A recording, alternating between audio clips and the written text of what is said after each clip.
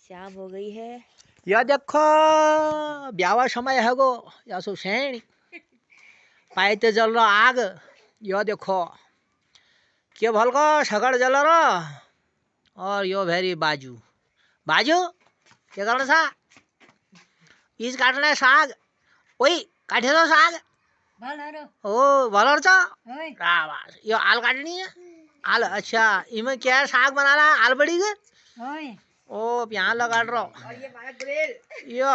यो बाना रखुणी सु यो नाना ने पोथी रो बाना रखुणी पोथी यो यो अब बड़े बाजू काखम लु गेणो यो देखो भैया यसु ओ यसु सेणी ए दांत चकाव करबे देखो ना हैं अल्लाह मुने पटक देची तो देखो देखो रे देखो तलवा के मलवा के ओ हो ये देखो ये चकाव की का शरी यो देखो क्या फल का चकाव की झरी चकाव की यो यो घर पर काम ला करो जरा यो पलस्तर जलो कर रो जरा हमू लो आज मिस्त्री लो बन गोशी यो देखो अब के भल का हर इबन देखो यो ब्याह सांस पड़ियो टाइम सु